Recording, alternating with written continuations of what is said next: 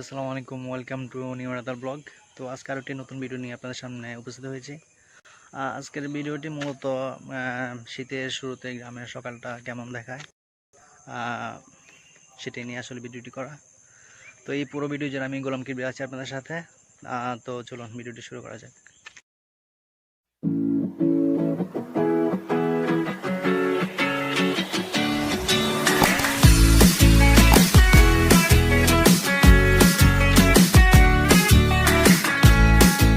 আর এখন বাজে সকাল 5:52।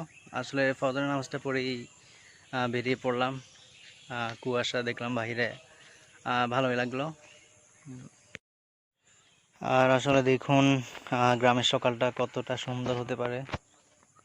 আর রাস্তাগুলো দেখে বোঝা যাচ্ছে এখনো কুয়াশার রেশা এখনো কাটেনি। আসলে শীতের অনুভূতিটা অন্যরকম। আসলে শীতের সকালের শুরুটা সত্যি অনেক অসাধারণ। তো তার জন্য আজকে এত তাড়াতাড়ি বেরিয়ে পড়া। আসলে কুয়াশা আছে কিন্তু তেমন কোনো শীতের কোনো কিছু নেই। আর দেখুন দূরের কুয়াশাগুলো দেখতে কত সুন্দর লাগতেছে, সত্যি অসাধারণ। আর এটা হচ্ছে আমাদের পাড়ার জামে মসজিদ, আমরা এখানে নামাজ আদায় করি। আর এগুলো হচ্ছে আমাদের এলাকার দোকানপাট। এখনও কোনো দোকান খুলেনি দেখতে পাচ্ছেন, শুধু হোটেল জাতীয় যেসব দোকান আছে সেগুলোই খুলতেছে। তো বন্ধুরা, হাঁটতে হাঁটতে আমি আমাদের গ্রামের মেন রাস্তায় চলে আসছি।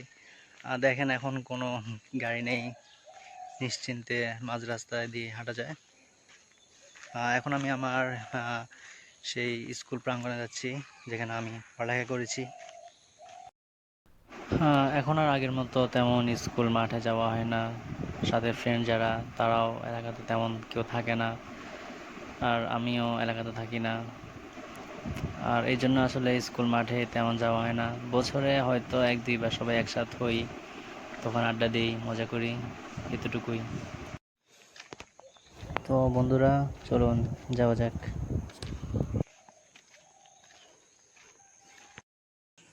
তো বন্ধুরা, চলে আসলাম স্কুলের গেটের সামনে। আসলে আমাদের সময় এই গেটটি ছিল না, নতুন হয়েছে। এটাই হচ্ছে আমার সেই প্রথম বিদ্যাপাঠ স্কুল, আলিয়ারা সরকারি প্রাথমিক বিদ্যালয়। অত বড় না, ছোট একটা স্কুল। কি সুন্দর চড়াই পাখির কিচিরমিচির আওয়াজ শোনা যাচ্ছে। তো আমি এখন যে ভবনটিতে হাঁটতেছি, আমাদের সময় এই ভবনটি ছিল না, এটি নতুন করা হয়েছে। শুধু সামনের এই 2টা ভবনে ছিল আমাদের সময়, আমরা এই 2টা ভবনে ক্লাস করতাম। বন্ধুরা, কি বলবো, সত্যি ছোটোবেলায় সেই স্মৃতিগুলো মনে পড়ে গেল। জানি না সবার লাইফটা কেমন কাটছে, বাট আমার ছোটোবেলার জীবনটা সত্যি অন্যরকম কাটছে। আর বন্ধুরা, এই স্কুল নিয়ে আমার অনেক স্মৃতি জড়িয়ে আছে এই গ্রামে। আসলে এখন গ্রামে তেমন থাকা হয় না। আগে ছোটোবেলা থেকেই বাহিরে বাহিরে পড়ালেখা, শুধু এই গ্রামের স্কুলটাতেই ক্লাস 5 পর্যন্ত আমার স্টাডি চলছে। দেন তারপরে এখানে থেকে আমি চলে যাই। তো যখন ছিলাম আসলে তখন ওরকম একটা ফিলিংস ছিল, ছোট ছিলাম, অনেক অনেক দুষ্টামি করতাম ক্লাসের, মানে সবার সাথে অনেক মজা করতাম, দুষ্টামি করতাম।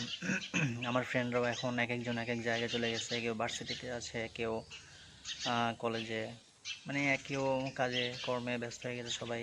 অনেক সময় এক হতে পারি না স্কুল প্রাঙ্গণটিতে। তো স্কুলের ঠিক এই কর্নারে একটা বড় বট গাছ ছিল, যেটা আসলে আমাদের পুরো স্কুলটাকে ছায়া দিত। এখন নেই, এখন কেটে ফেলছে, কেন কাটছে আর জানি না, বাট তখন অনেক সুন্দর ছিল স্কুল প্রাঙ্গণটি।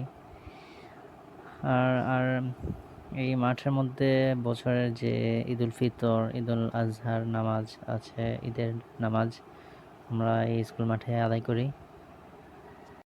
তো বন্ধুরা, এখন অন্যদিকে যাই, দেখা যাক।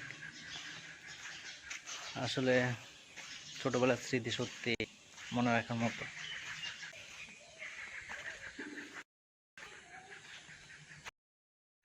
আমাদের গ্রামের রাস্তাগুলো আসলে বেশিরভাগই আঁকাবাঁকা। গ্রামের রাস্তা মূলত যেমন হয় আর কি।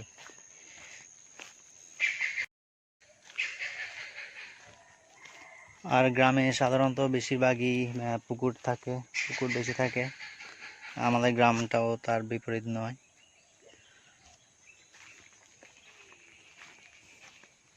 বন্ধুরা, এগুলো হচ্ছে আমাদের গ্রামের চাষকৃত কৃষি জমিগুলো, দেখতে পাচ্ছেন।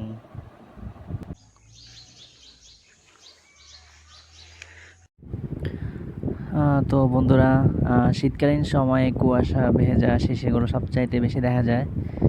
আপনি যে কোনো জায়গাতে দেখবেন যে সকালে শিশির ভেজা সব কিছু। আর একটা কথা কি, শীতকাল কিন্তু এখনও আসেনি। শীতকাল আসতে এখনও প্রায় 1 মাসের মতো বাকি। আর দেখুন গ্রামের এই অবস্থা, সত্যি শীতের শুরুতে গ্রামে না থাকলে আসলে এটা বোঝাই যায় না যে মানে শীত কীভাবে আসে। সত্যি অসাধারণ।